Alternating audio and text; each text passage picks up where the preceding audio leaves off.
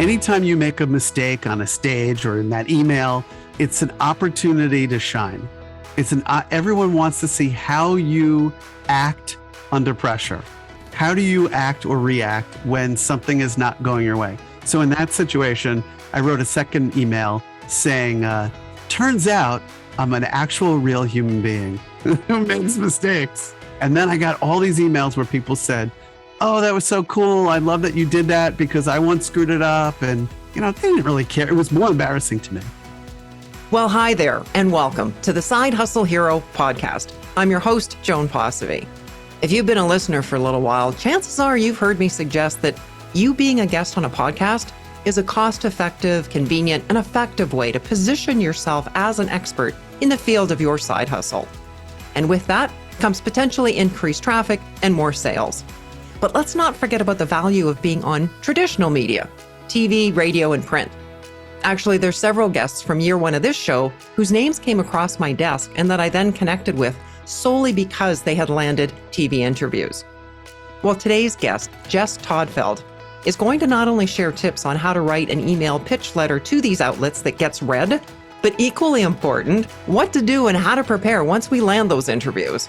Because what you do for a half hour or hour podcast is quite different than a 2 to 3 minute TV segment.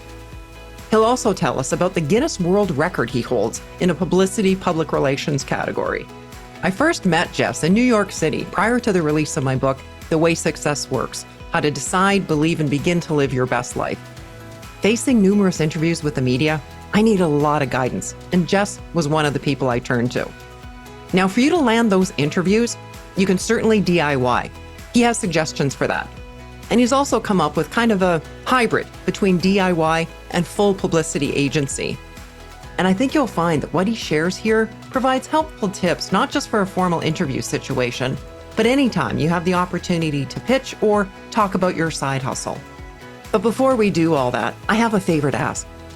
If you're enjoying what you're hearing in this podcast, I'd be so grateful if you would take a moment and leave a 5-star review at the platform where you're listening, to let others know that there's valuable content here to help them start or grow their side hustle. Thank you so much. Now here is my conversation with media expert, Jess Todtfeld. Well, welcome, Jess. Thanks for having me. Well, I'm loving that we're connecting like this after so many years. It was just prior to my book's release that I was in New York City for a lot of media interviews. And you were one of the key people that I was trained by to become more media savvy. Well, thank you. I'm thrilled to have shared some of my techniques and strategies, which we're going to share with people today. Awesome. But I'm thrilled that you remembered after a bunch of years. Well, I'm so looking forward to you sharing some tips and hacks in that regard, but also wanting to learn more about how we can use media interviews to grow our side hustle businesses. But before all that, you've got to tell us about your Guinness World Record. I have a Guinness record for not eating the most spaghetti or growing the longest fingernails, which I remember as a kid, there's a picture, it was weird. I remember that picture. But thankfully it's in my own category, because I never expected to have a Guinness record, but it's for publicity in a media and speaking category. So it was being interviewed the most times in 24 hours. Okay. There's 112 different interviews in a 24-hour span. Of course, some people say, how did you even get that many interviews? And I'm happy to share some of that. And it was on radio. It was just before Zoom and all of that, which I if I really wanted, I could go back and do TV, but it was exhausting. And I still have the record since 2009, so I'll leave it be. But yeah, it was great. I was promoting a book also about business communications. That one was about presentation skills. And you know me and some other people know me more on the media side. And yeah, actually, the way it happened was I had a friend who was a publicist, and I said, oh, I have a book coming out. And he said, well, you're the media guy. I hope you do this book push bigger than anyone. So I laughed and I said, yeah. I said, I don't know what I'm agreeing to, but yeah. I said, what does that even mean? Right. So we looked it up, and sure enough, there was a record that we could break. It was by the rock band Fall Out Boy. They had done the most interviews, 72. So we did 112. And yeah, and I get to still talk about it more than a decade later and use what I learned to help other people. Well, so much has changed about the media since those days when you set that record. And I imagine that some of the things that you used to teach don't apply anymore. So what are some of those things that we might be still trying to do with the media that just aren't effective anymore? Well, I think a lot of times people think old school that I'm going to do a TV interview or radio or print and my phone will start ringing. Right. And there's a lot wrong with that thought, that thinking, which is, first off, who even knows who's tuning in as it's happening live? I don't know about you, but I don't watch most content when it's happening live. Right. Maybe the Super Bowl or the Oscars or, some big appointment television. There's something happening. Yeah. The rest of it, I'll just view it on my own time and stream it as I need it. So that's one thing that's not right. And then people will say, well, I did it and nothing happened. Well, what were you expecting to happen? And what calls to action? So this is a first lesson for people. We need to have calls to action. We need to tell people in every answer what we want the audience to do. And it may just be, hey, ask yourself this one question, or hey, wouldn't you want to change this one thing? You're getting them to act by saying, yeah, I would. So even those micro calls to action are important. So I think a lot of times people didn't do that. What they would do is they'd say, I have a 1-800 number, or call me at this number, or I have a website. So those things, the biggest thing I think that's changed is just that people expect that it works the old way. And then just adding to that, if it doesn't work in the old way, then what we need to do is be thinking about how we're putting it in front of people and getting those recordings. And I will ask you for this recording. And not only in a podcast is it helpful to help the host and help everybody if you're sharing, but putting that in front of people, it's a third-party credibility. If I put this in front of people and they say, oh, Joan had him on the show, that must mean that she liked him enough to put him on there and thinks it's valuable information. Right. So it becomes a credibility piece. Yeah, there's the credibility. So what we need to be after is credibility, visibility, and social proof. And I'm happy to talk about any of those, but we need to be active in putting it out in front of people and driving them to look at something that we did, whether it's the biggest TV interview you can think about. I know your show is international, it's worldwide.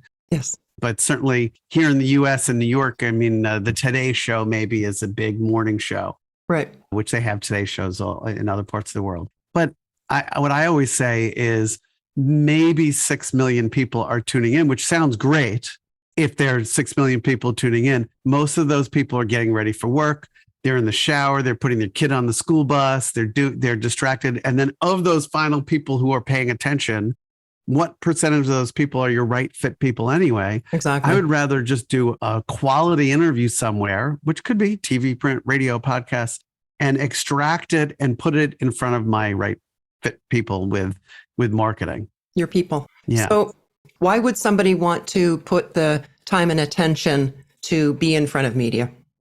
Well, it's about getting people to see you beyond text on a page. Okay. And like we said, that third party building you up. I think there's still plenty of value of somebody else holding you up in some way. It's like a recommendation, really. Okay. If a friend says, oh, you need to know about Joan. Oh, who's Joan? Oh, let me take a look. So, and it's a conversation. We could be a third party just being a fly on the wall, right? Paying attention and listening to what they're saying. And one thing that is also different right now is the way we make sales decisions. And, in the old days, we would expect the salesperson, let's say it's a car, to educate us. Okay. We would go in there and say, give me all of your materials and tell me how I can learn about this car. Now, what's different is we do all of the legwork and educating ourselves before we talk to that person, before they're trying to sell us. True. And then we show up and we say, oh, I already know about you somewhat, but we can control that. So we can make some materials that we've made ourselves, but we can also put in front of them interviews. And this is where I think interviews are super important. And of course, there are other things. You can put testimonials in front and case studies and all of that, but they get to see you in a real conversation. Anyone tuning in here gets to see us, ideally being us, yes, and can relax and say, oh, that resonates with me. Or I like that, or I don't like that, which, by the way, I think it's totally okay if somebody says, I really like that person or I don't like that person, because you're weeding out the people who are not really your right fit people anyway. Absolutely. So that's okay by me too. And the cost involved. There's typically no fee involved, whether if you're quoted in an article or doing a podcast. Yes. I mean, you still have to figure out how to get those interviews. Right. And there are a number of new and different ways that, and I'm happy to talk about it, that people can go and get it. I mean, traditionally, people would go to say, they could go to a publicist. Mm-hmm. And I know, the going rate in the US is $5,000 a month, minimum 3 or 6 months. Maybe you're lucky you find someone who does it for $3,000 a month, but they still want some sort of runway, some lead time to be able to get some momentum going. Sure. So you have to set up for multiple months. And what would you typically receive for that $3,000 or $5,000 a month? You might get some radio interviews and maybe a TV interview, and maybe they took a few months to get some momentum. Some people get nothing. They pay $30,000 to $60,000 and they get absolutely nothing. And I think what people need to decide, especially the side hustle community, is how much do you have to sell to make those numbers make sense? Right. And I think a lot of times, say authors who say, I have a book that's $24.95. Okay, well, how many books do you have to sell? A lot more books than I know how to sell. So, and they don't have some other program or something that the book is one little entry door into that. Mm-hmm. So that doesn't make as much sense to me. There's do-it-yourself options, by the way. Okay. And I'm actually a reseller of lists and have some online tools for people if they want to do it yourself. And that's an option too. If people really make a commitment to follow through and just put themselves out there. And my take is, look, if you have a list, then you can pitch as often or as little as you want. And that people just shouldn't get discouraged, because there is some runway and there is some rejection. And the piece I brought up before, I'm okay if I'm not for everybody. That's fine. It's over time I've kind of realized you don't want to try to be this middle of the road, generic. I'm trying to make everybody happy. Right. You really want to find those people who love you, and then the other people, maybe they don't hate you and they just don't get you. Right. That's fine too. I'm fine. Like, all right, they don't understand. These people totally understand and they love it. Like the raving fans.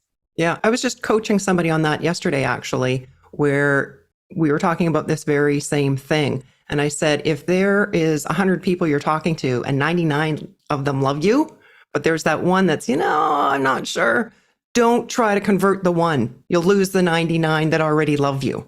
Or that's put another way, speak to the light, not the dark. Yeah. Like just continue being you.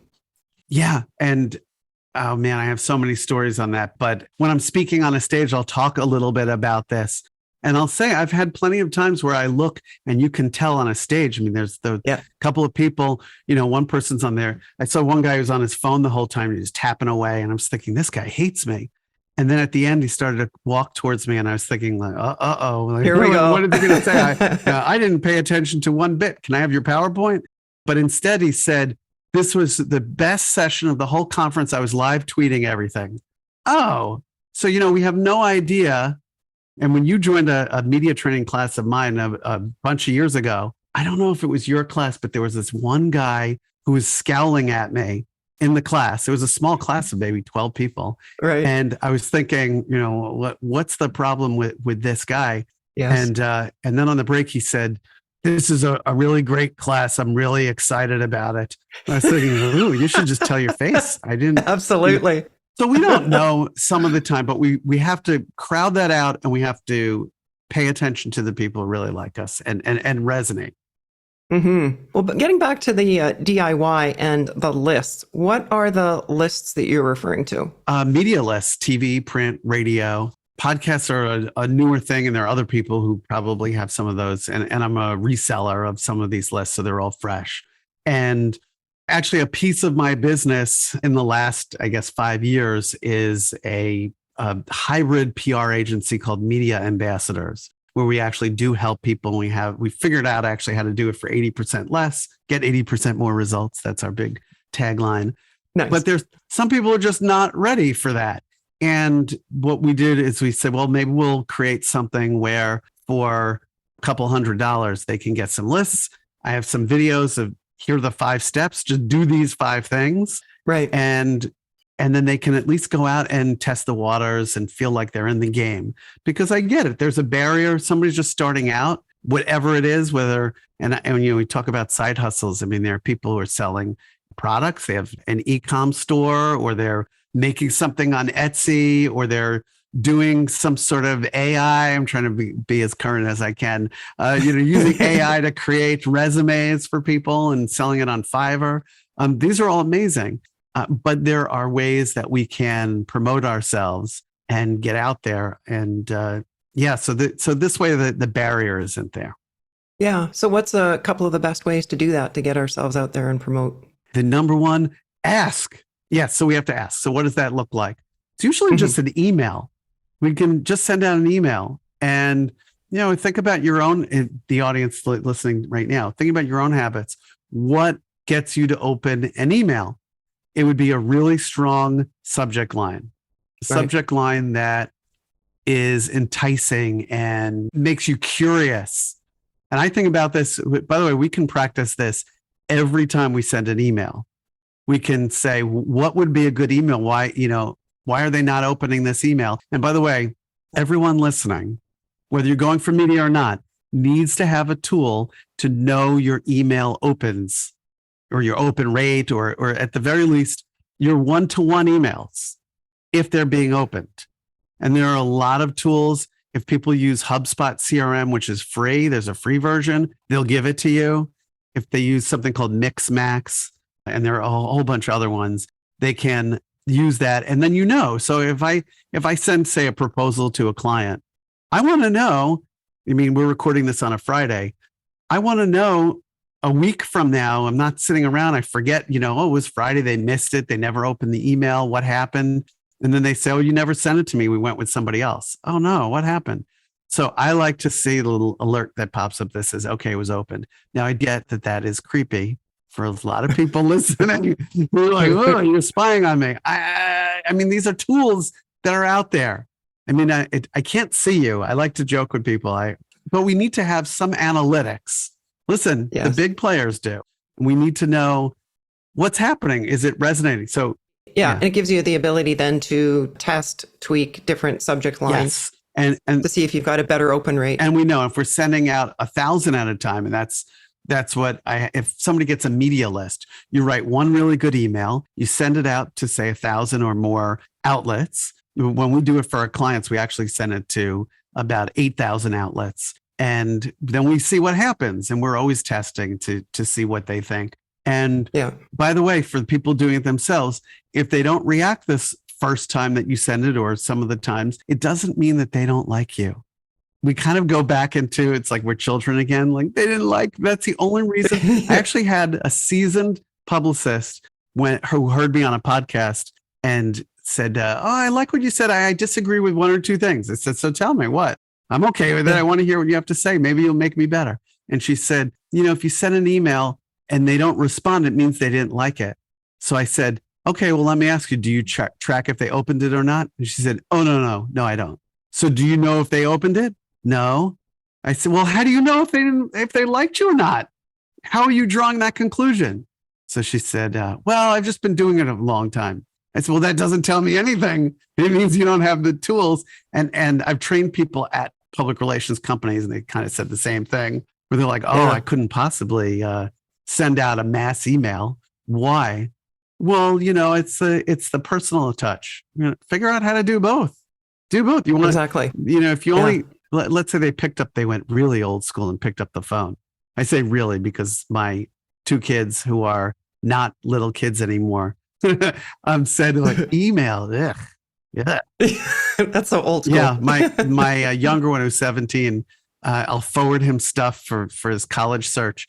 And then he'll say, why are you emailing me? This Dad, nobody uses email. I said, they do, but but I'm keeping that in mind because in just a few years, he'll be out there working. And I do notice sometimes, it's got to be cross-channel. You got to be nimble and figure out where people are. When I say cross-channel, you sent an email and then you said somewhere else. I mean, sometimes I'll leave a voicemail and I know certain demographics like the phone even less, but I'll say, hey, I just left you an email. If you can just hit reply, I was sending this one thing to you. And then people kind of feel like, oh, all right, he's hitting me from every angle.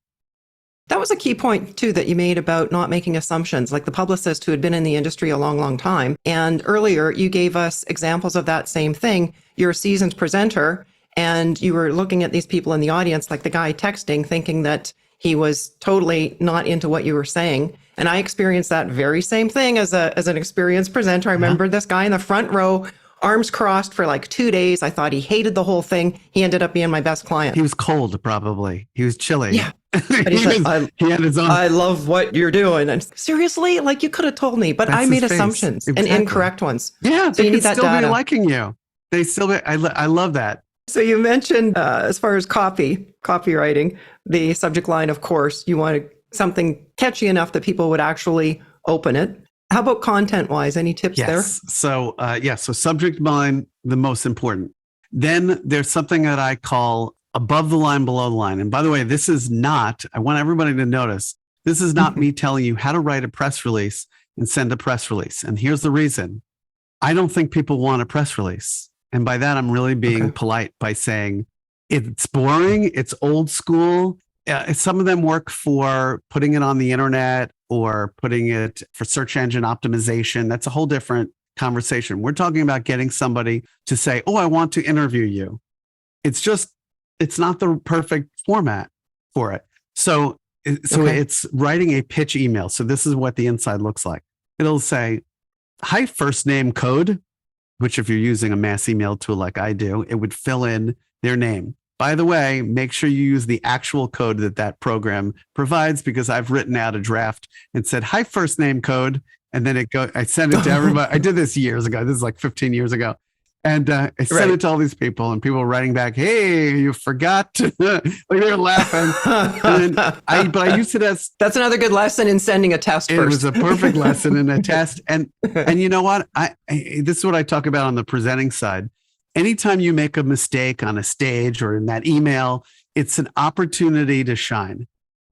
Everyone wants to see how you act under pressure.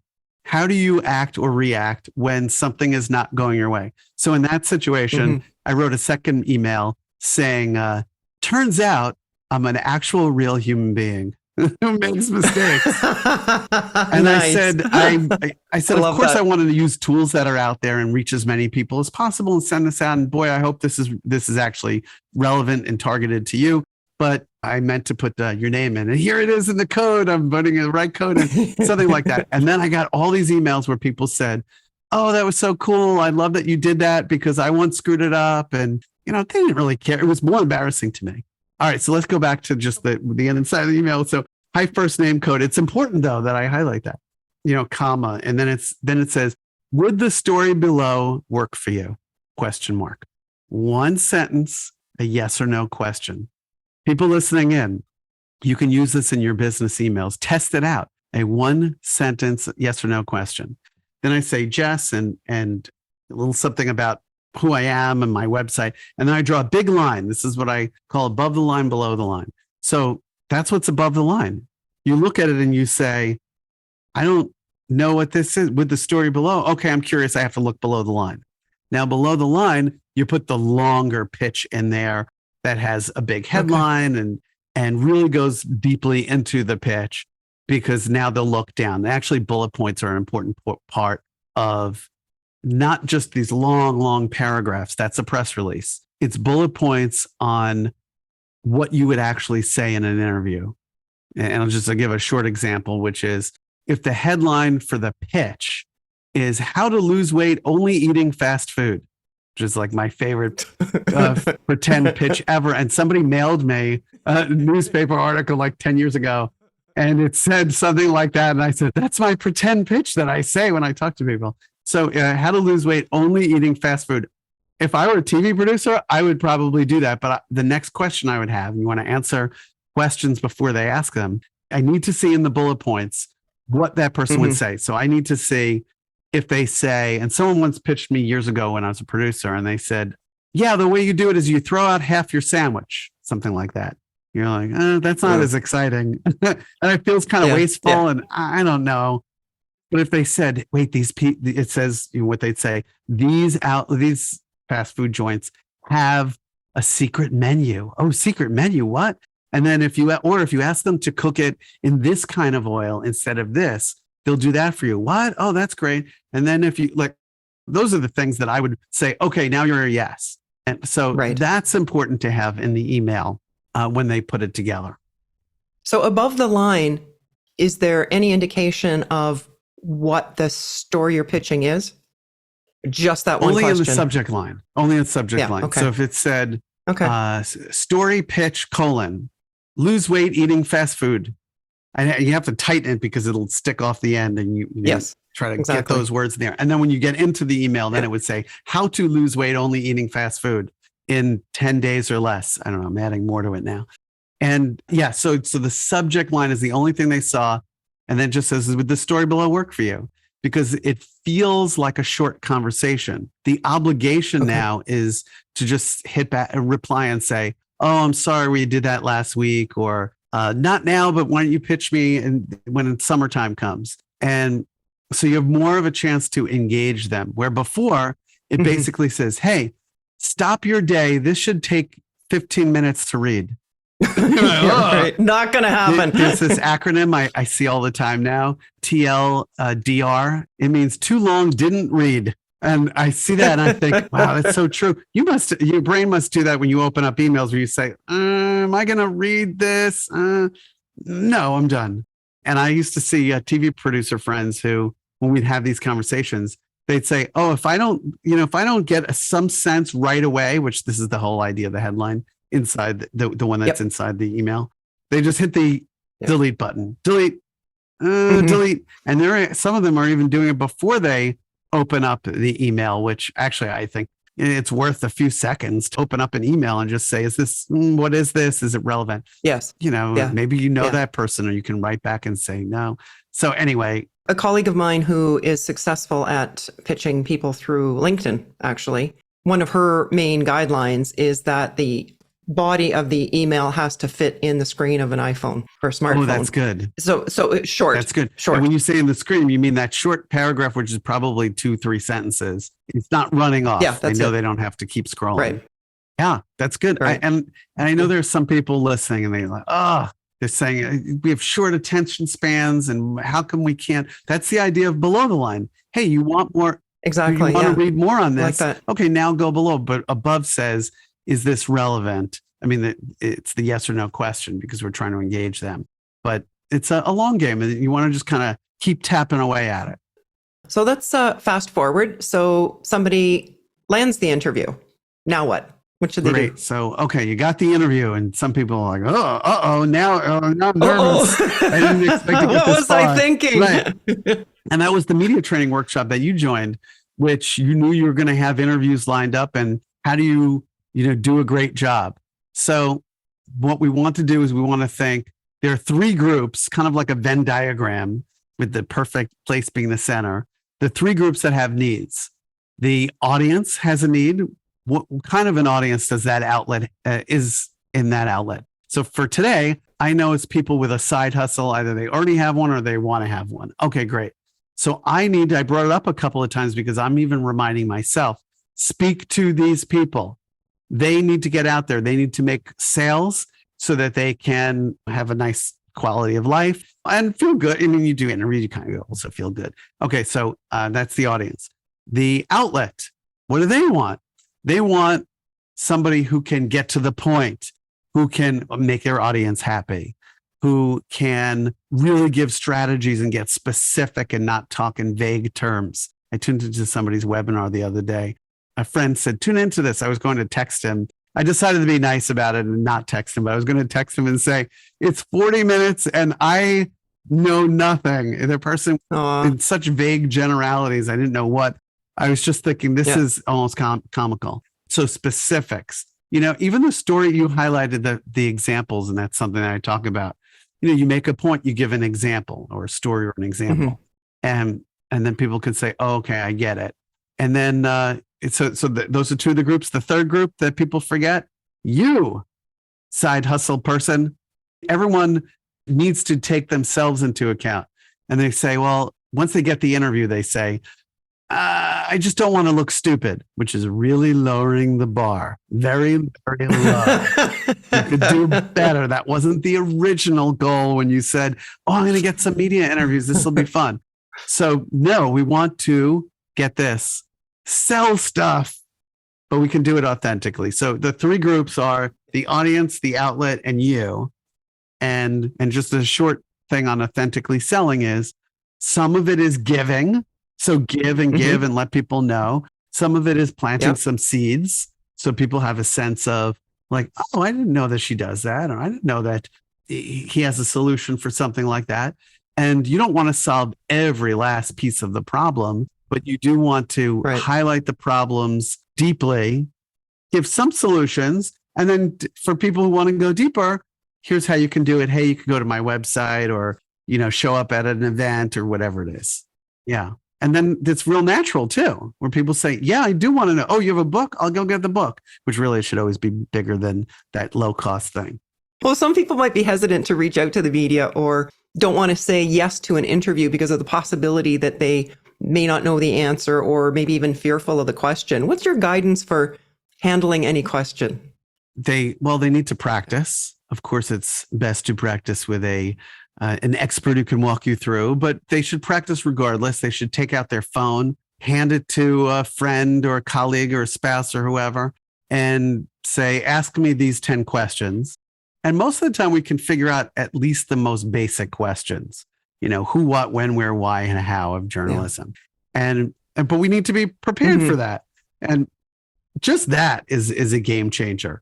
But one of the messaging exercises that the people in your class did, and what I still teach people, and now I have clients like the United Nations and some amazing people across the world, is I have them write out for between 5 and 7 minutes. It's the perfect amount of time. It's not too short, and any more than that, no one will ever start the exercise. But write out answers, media messages, as I call them, that they wish they could say in the interview. So that for 5 minutes there, it's kind of stream of consciousness. Oh, I wish I could say this. Oh, I'd love to say this.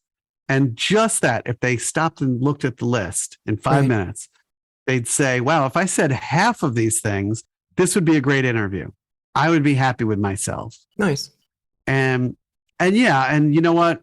We have to get over worrying about, if we're really worried about it, it's because we have insecurities we're human beings. It's okay that if we have these insecurities, it's really fear of the unknown. It's not a fear of speaking, and they're all mixed up together, but it's really a fear of the unknown. I don't do this all the time. What if they ask me a question I don't know the answer to? Oh no. And then what would happen? I would pass out and start spontaneously bleeding, and all my friends would see it go viral. No, their brain goes to, and that's a fear of looking bad or a fear of being ostracized. Everyone will know. 99.999% of the time, those worst fears are not what's going to happen. Yeah, the host wants you to be a rock star anyway, so they're going to help. Generally speaking, most people will help you along. Most outlets, they want you to support their audience. If you're doing a how-to, I'm imagining that people with a side hustle are helping people in some way to improve their life. Hey, buy my thing because it'll either make you happy or have more productivity or you name it. When you mentioned about having participants in your class write out what would be a good interview, what they would be saying, what do you think of the idea of sending the host ahead of time a list of, 3, 4, 5, 6 questions, potential things that they could ask you? Great. And the way I would word it is possible questions. That's the headline. Of course, ask whatever you want, but these are some that at least that I can talk about it. So if you position it that way, guess what? Laziness will take over. The path of least resistance, I should say, instead of laziness, which is that they will see it when they're preparing and say, oh, these 3 are great. Oh, these 2 I never even thought of. That's even better. And you've made their life easier. But if you say you must ask me these questions, and if the questions say, ask me what my website and tell me where my book can be purchased. You guys are like, ugh. No. But that's what we need to do. We can send out those questions and we can give them ideas, and being a good guest, you want to give them as much as you can. How about photos if it's a TV or video type interview? Are there photos? Are there whatever you can give to make it better? If it were a food segment, I'm fixated on food for some reason for this, but you would show up maybe if you're talking about diet food, bring it. Let's see what it looks like. I'm zooming in. It's making me hungry. It's making me think about it. The show and tell where people can touch and feel. If someone's interviewing you, give them the book. Give it to them prior, but that day. I mean, if you have a book, but it's nice because then they're walking around. It's on their bookshelf. They're thinking about you. Other times, maybe they have you back. So yeah, all these things, you're trying to make their life as easy as possible. The other thing I was thinking when you were talking about writing out what would be your ideal interview is that when I did something similar to that, it was actually more through direct experience through my first few radio interviews that I was doing as the guest. I realized that like some of my favorite or most effective stories were too long for radio. And we have to and it's like, I got to figure out how to convey that same message in a powerful way, but not doing it like I would do if I was doing a 40-minute keynote. Exactly. And I think about things like this all the time. Yeah, we have to get it down to maybe a 30-second version of, you're jumping right into the big problem that somebody had. And then what happened? Where, how did you show up and how did you help them to shine? And there's a whole art to some of the storytelling, but at the very least for people, give examples, whether it's of people, let's say somebody sells jewelry, and I mentioned, Etsy, of somebody who bought it and they bought it for their bridal shower, and that everybody was complimenting this bride, and she wrote and said, it made my day so special because you made this thing that made me connected to my grandmother because you did it the way I was hoping you would, and I wore it and everybody got it. Like, that's like, oh, I get, you get it. It's connecting with people emotionally. And then I only told that in 15 seconds or less. So yeah, some of that is a little bit of practice. Yeah, we can practice in our personal life too. If some people tell stories way too long, you're like, oh, I'll give you the 19-minute version instead of the 119-minute. No, give us the 3-minute version. How about the 19-second? Yeah, the 19-second version. A lot of times, much better. And I suppose that is another consideration too, when connecting with a potential host or show, is to understand the length of the interview, because that content that you're going to prepare ahead of time is going to be really different if it's a 3-minute segment or an hour and a half podcast. Oh yeah. Yeah. I think it's important. And there's a different strategy for each of them. Obviously, if it's a 3-minute TV interview and they introduce you for 25 seconds, and there's, music playing out to the commercial and they have to tease, it's not really even a 3-minute interview. So you really need to be strategic about, what do I want in that interview? What do I want that satisfies the 3 groups that I would be thrilled about? And like we said in the beginning of this conversation, that I can put out in front of my right fit prospect and they could instantly get what I'm talking about. And then the flip side, whether it's 10 minutes long or an hour long, we have to know, okay, well, what will we talk about? You and I emailed and I said, hey, here's some places that I can go. I was hopefully practicing what I preach. They said, feel free to ask whatever you want. And that's also my take as someone being interviewed. I'm happy to go in all the directions that satisfy helping the audience. Right. And I'm not afraid of, I'll tell you if I don't know the answer to something, and then I'll follow it with, get this, something I do know. If you don't know something, like if you asked me, and actually I brought up politicians, I actually tried to work the least with politicians, and I really do work with small business folks and have a few of these other interesting clients. But if somebody said, how can you run a local campaign better? I am not your guy. You can reach out if you want. Maybe I'll recommend you to somebody. But then I would pause and then follow it with something about getting your message out, or like we just said, or how do you, like you said, but I don't know that, but what I do know is, yeah. And that'll save a lot of people, and especially from worrying about, what if it's the one thing I don't know? And then that's okay. I'll just tell you this because it's a funny story. It's only 19 minutes long. We had a woman who came on a gadget TV show that I once worked on. I was a producer. It was called What's New? All these things that are new. Okay. And she was selling the idea of ostrich farming. It's going to be the next big thing. You need to invest in an ostrich farm. So we just thought it was so funny. And we said, you got to bring something that we can touch. And she said, oh, like an ostrich? I would have loved that. Oh, but the second best was ostrich frankfurters, ostrich jerky. So it was food. It was post ostrich. And continuing with your food theme today. We were going to continue with the food thing. I'm going to continue it off into my next conversation when we're done, and they won't even know. But they had all these things, and the woman didn't know a most basic who, what, when, where question, which was, the host said, what part of the animal does the meat come from? I mean, if you've ever seen an ostrich, it's just that one big middle. I mean, where else can it come from? But she had no idea. She just kind of stopped and just said like, and she didn't even say, I don't know. If she had said, I don't know, but let me tell you this about how they breed them. It's obviously not the organs. It's the meat. It's in the middle. That's all you need to know. And I know I'm a New Yorker to be like, that's all you need to know. And again, when something there's a mistake or a problem, everybody wants to see what you'll do, and it's your moment to shine. I like that attitude towards it. And I hope people remember that. Yeah. Yeah. Well, this might be related, but in your teachings, you refer to how to control the interview.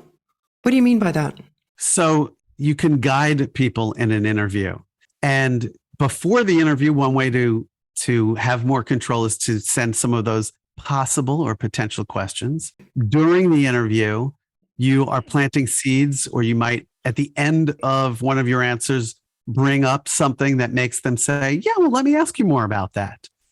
And not getting so stuck in the thing that the person wants to talk about. I had a client who said to an author, oh, your daughter goes to school right near here, UC Berkeley. Does she like it? What's her major? Tell us about your daughter.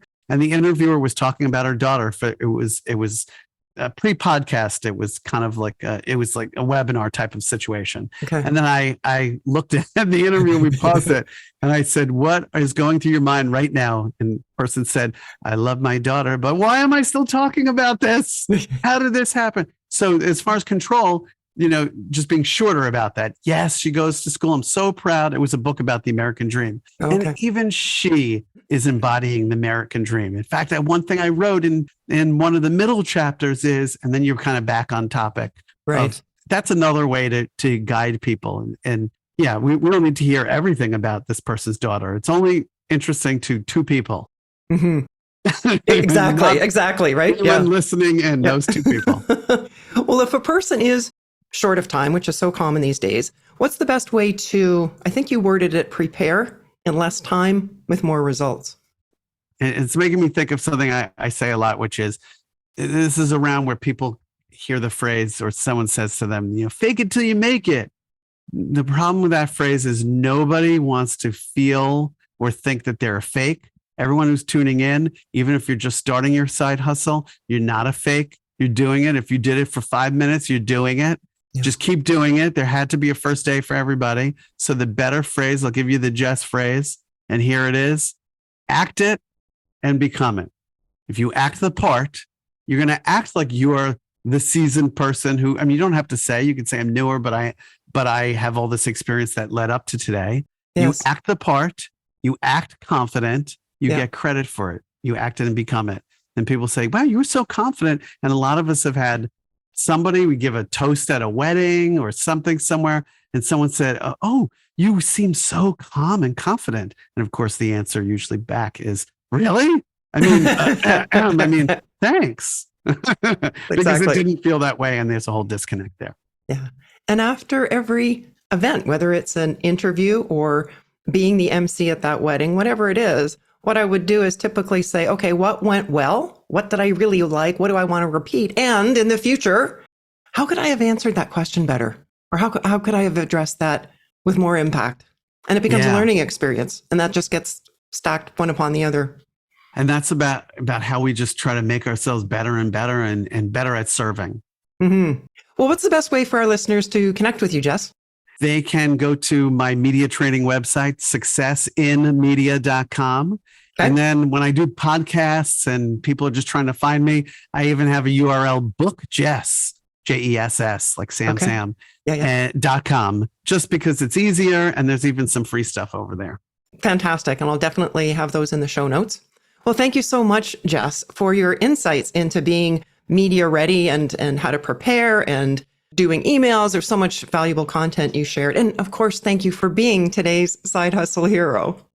I appreciate it. I got to be the hero today.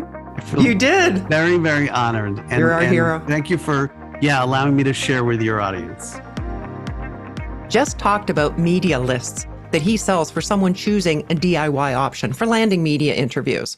If you're buying lists from him or anyone, do so when you're ready to spend time working those lists. I mentioned that I was in New York for my book launch and pitching a lot of media and landing lots of interviews. But what I discovered was that many people who were also there in the same boat as me and in DIY mode had the opportunity to pitch many media outlets, but they failed to follow up.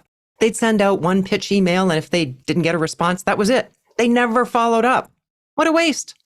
Like so many others, people in media get ridiculous amounts of email every day. If you didn't get a response, maybe the subject line didn't grab them, or it wasn't a topic that was a fit at the moment. But maybe you'll be a fit in the future. So follow up, stay positive, and have fun with your interviews. Well, that's a wrap for today. You'll find a link to Jess's website at our website, sidehustlehero.com. If you enjoyed this episode, let me know you're listening and tell me how this podcast is helping you. You can tag me or send a DM on Instagram at Joan Posivy. Thanks for listening and hustle on.